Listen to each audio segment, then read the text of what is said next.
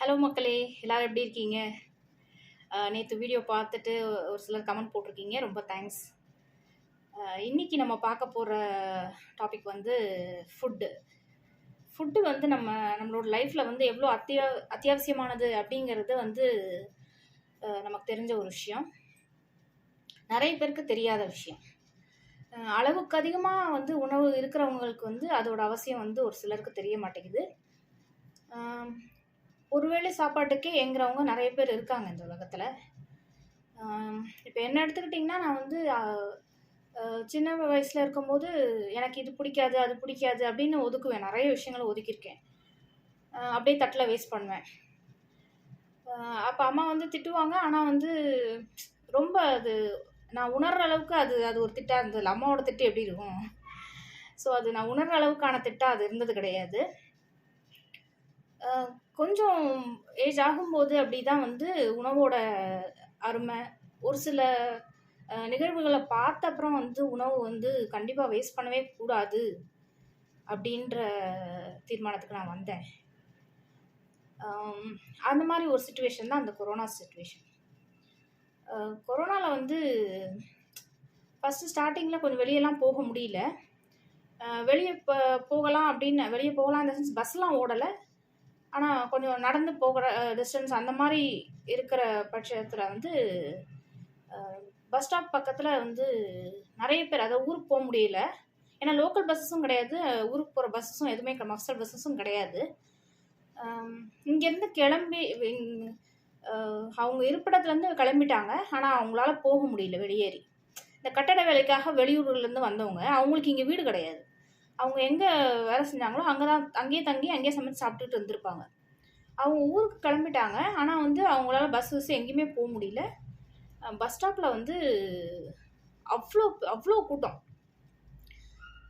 நாங்க முதல் நாள் வந்து கொஞ்சம் 10 சாப்பாடு செய்து எடுத்துட்டு போகும்போது வந்து, நம்மகிட்ட சாப்பாடு வேணும்னு கைய நீட்டினவங்க பார்த்தீங்கன்னா வந்து, அவங்க யாசகம் கேட்டு சாப்பிடுறவங்க கண்டிப்பா கிடையாது.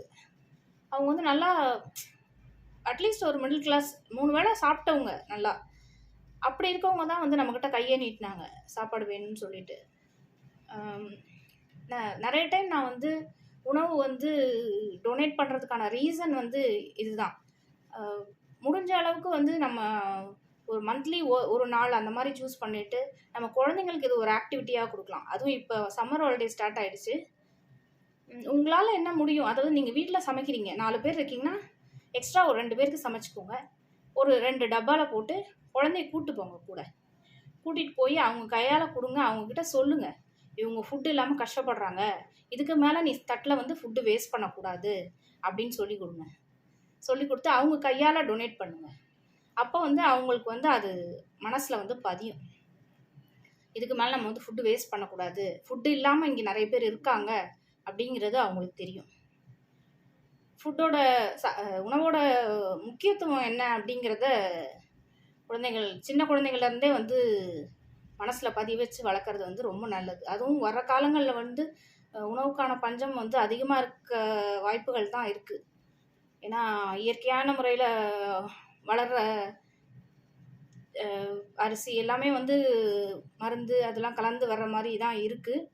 இந்த சூழல்ல வந்து நமக்கான உணவு வந்து என்னைக்கு குறையும் அப்படிங்கிறது நமக்கு தெரியல. ஸோ உணவு வந்து கண்டிப்பா வேஸ்ட் பண்ணவே கூடாது.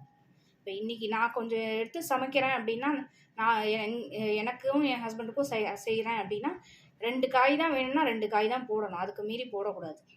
வேஸ்ட் பண்ணவே கூடாது. ஃபுட் வேஸ்ட் அப்படிங்கிறது வந்து அனுமதிக்க முடியாத ஒரு செயல். அத வந்து உங்க குழந்தைங்களோட மனசுல பதிய வைங்க.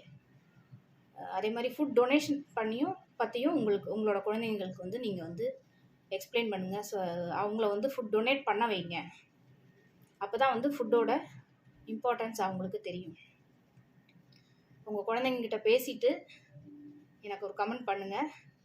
ஃபுட் டொனேட் பண்ணிட்டும் எனக்கு சொல்லுங்க.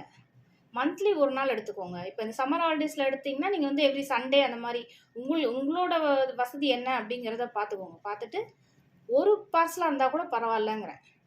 ஒரு பார்சலாக இருந்தாலும் நீங்கள் உங்கள் குழந்தைங்களோட கையால் கொடுக்க சொல்லுங்கள்.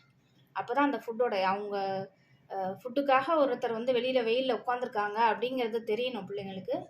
அப்போ தான் ஃபுட்டு வேஸ்ட் பண்ணுறத பற்றி அட்லீஸ்ட் திங்க் பண்ணுவாங்க. Have a nice day.